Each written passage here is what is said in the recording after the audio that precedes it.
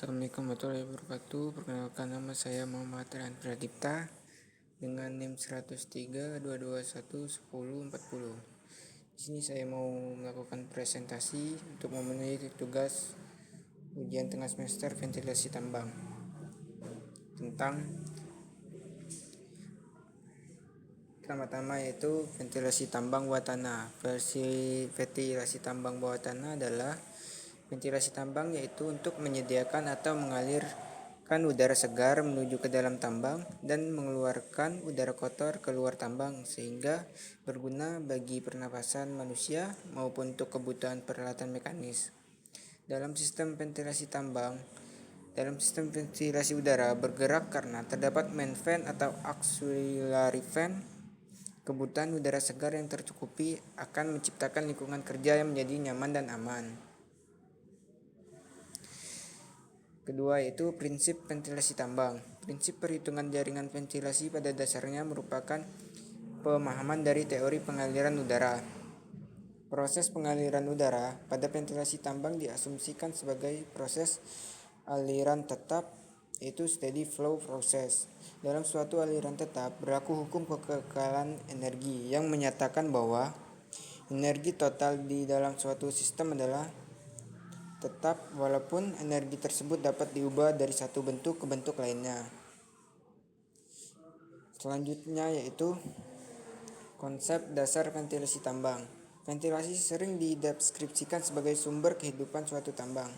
Jalan masuk udara berperan sebagai arteri yang merupakan oksigen ke area kerja, dan kembali vena yang mengangkut polutan keluar untuk dikeluarkan ke atmosfer luar. Tanpa sistem ventilasi yang efektif, tidak ada fasilitas bawah tanah yang membutuhkan personil untuk masuk dapat beroperasi dengan aman. Ventilasi tambang secara esensial merupakan aplikasi prinsip dinamika fluida pada aliran udara di lubang tambang.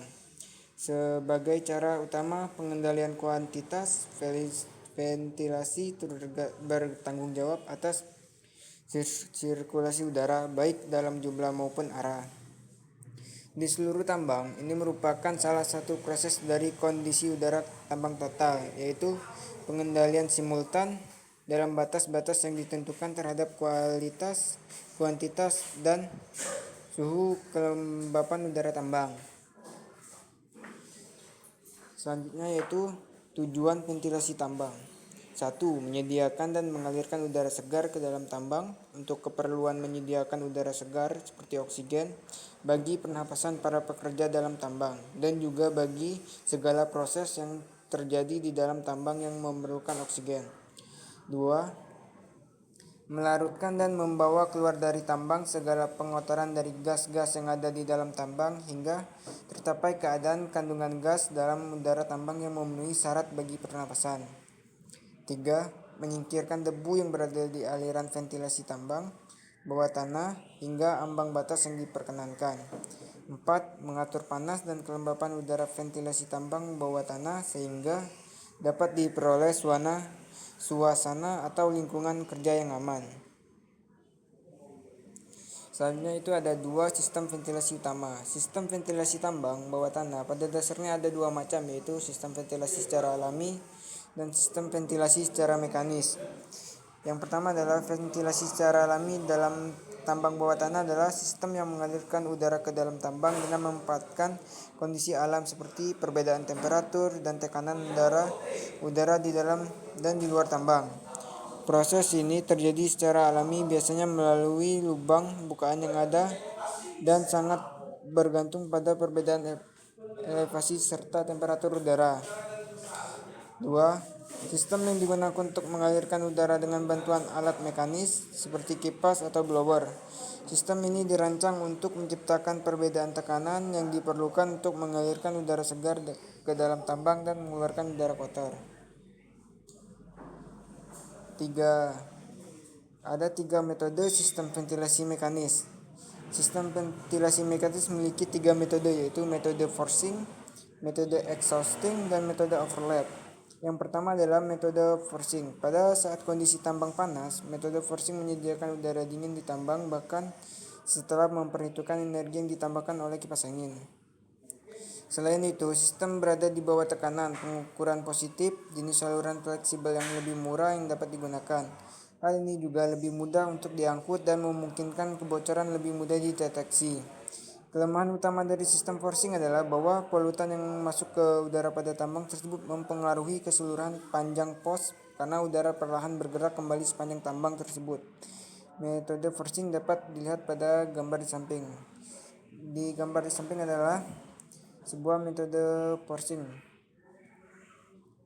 Yang kedua adalah metode exhausting. Ketika berhadapan dengan debu sebagai bahayanya utama, metode exhausting yang lebih baik untuk digunakan. Metode ini menghisap udara yang tercemar ke saluran di tambang, memungkinkan udara segar mengalir melalui panjang saluran tersebut. Salah satu keuntungan menggunakan metode exhausting adalah penyertakan filter debu pada metode tersebut, namun filter memerlukan servis rutin untuk mencegah resistensi yang berlebih. Di samping adalah gambar dari metode exhausting. 3 adalah metode overlap. Metode ini menggabungkan dari keunggulan metode forcing dan metode exhausting. Sistem ini dapat mengembuskan udara segar dan dapat juga menghisap udara kotor secara bersamaan. Metode overlap dapat dilihat pada gambar di samping, yaitu menggunakan dua fan memiliki tugas yang berbeda satu sama lain. Ada fan yang berfungsi untuk menyuplai udara ke front kerja dan ada fan yang berfungsi sebagai menghisap udara dari front kerja. Tetapi fan yang berfungsi untuk menghisap udara dari front dipasang mundur atau jauh dari front, sedangkan fan yang berfungsi untuk menyuplai udara dipasang lebih dekat dengan front. Hal ini untuk mencegah agar udara yang disuplai langsung dihisap oleh exhaust fan, sehingga udara yang memiliki waktu untuk bersirkulasi pada front kerja. Mekanisme kerja ventilasi alami adalah ventilasi alami dalam tambang bawah tanah bekerja berdasarkan perbedaan udara bergerak secara alami dari area bertekanan tinggi ke area bertekanan rendah, yang sering terjadi ketika tambang memiliki dari satu bukaan dengan elevasi yang berbeda. Selain itu, efek perbedaan suhu juga berperan penting dalam mekanisme ini. Udara dalam tambang yang cenderung lebih hangat dibandingkan udara luar akan naik ke atas dan keluar melalui bukaan tambang, sementara udara dingin dari luar masuk menggantikan. Fenomena ini dikenal sebagai efek cerobong atau Chime effect. Kerja ventilasi mekanis adalah ventilasi mekanis dalam tambang bawah tanah bekerja dengan memanfaatkan kipas besar dan memaksa udara bergerak sesuai dengan kebutuhan tambang, yaitu kipas utama. Biasanya dipasang di portal atau shaft ventilasi untuk menghisap udara kotor keluar, exhaust ventilation, atau mendorong udara segar masuk, yaitu blowing ventilation. Selain itu, kipas bantu seperti auxiliary fan digunakan untuk mengalirkan udara ke area kerja yang lebih dalam atau terisolasi. Untuk memastikan udara mencapai lokasi yang diinginkan, digunakan sistem ducting atau saluran ventilasi yang berfungsi mengarahkan aliran udara secara efektif. Adapun peralatan yang digunakan pada ventilasi alami seperti Chime digunakan untuk meningkatkan pergerakan udara secara alami dan memanfaatkan perbedaan suhu. Udara hangat dari tambang naik ke atas melalui cerobong, menciptakan efek isapan yang menarik udara segar dari luar. 2. Ada shaft udara, lubang vertikal yang menghubungkan tambang bawah tanah dengan permukaan, berfungsi sebagai jalur masuk udara segar dan jalur keluar udara kotor. Contohnya digunakan di tambang batubara Ombelin, Sawalunto. 3. Adalah portal udara, bukan tambang yang memungkinkan pertukaran udara antara dalam tambang dan atmosfer luar. Biasanya ditempatkan di pintu masuk tambang atau terowongan utama. Yang keempat, yaitu ada raised ventilasi, lubang tambahan yang dibuat di antara level tambang untuk memperlancar aliran udara secara alami, memanfaatkan prinsip perbedaan tekanan antara dua area tambang yang berbeda ketinggian. Berikut adalah gambar dari Chime. Adapun dari ventilasi mekanis, yaitu main fan, kipas utama bertugas menghisap udara segar dari luar tambang dan mengalirkan ke seluruh jaringan tambang. Biasanya ditempatkan di shaft utama atau portal utama.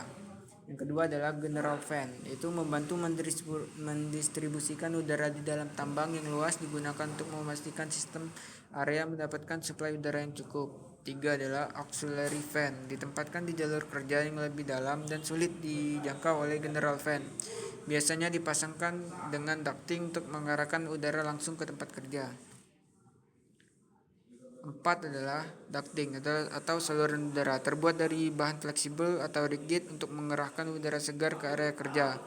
Mempercepatkan sirkulasi udara di dalam tambang. Regulator udara digunakan untuk mengontrol dan mengatur aliran udara agar terdistribusikan sesuai kebutuhan. 6. Beltis digunakan untuk mengarahkan udara di jalur yang diinginkan, terutama di area kerja yang sedang digunakan. 7. Ventilation outdoor atau pintu ventilasi. Itu mencegah kebocoran udara serta mengarahkan udara segar ke jalur yang tepat. 8. Ada air cooling system, yaitu karena tambang di PT Freeport sangat dalam, suhu bisa meningkatkan secara signifikan menggunakan sistem pendingin untuk menjaga suhu kerja yang aman bagi pekerja. 9. Adalah gas detektor, berfungsi sebagai pendeteksi gas yang beracun. 10. Ada fan anemometer, berfungsi sebagai pengukuran kecepatan udara. Berikut ada beberapa contoh yang saya dapat dari PT Antam, yaitu ada gambar ducting, selanjutnya ada gambar general fan, terus ada fan anemometer dan gas detektor. Kesimpulan yang saya dapat dari presentasi saya yaitu sistem ventilasi merupakan metode aplikasi dari prinsip fluida dinamik. Dalam hal ini udara, terdapat laju udara pada bukaan tambang bawah tanah. Sistem ventilasi ini juga diperlukan tidak hanya untuk memberikan asupan udara bersih bagi pekerja tambang, tapi juga bagi alat mekanis di lokasi tersebut. Pada dasarnya, ventilasi tambang merupakan salah satu aspek penunjang bagi peningkatan produktivitas pada pekerja tambang bawah tanah. Pada tambang bawah tanah, sistem ventilasi sangat berperan penting guna memenuhi kebutuhan pernapasan manusia dan juga menetralkan gas-gas yang beracun. Sekian dari presentasi saya. Saya akhiri dengan ucapan Assalamualaikum warahmatullahi wabarakatuh.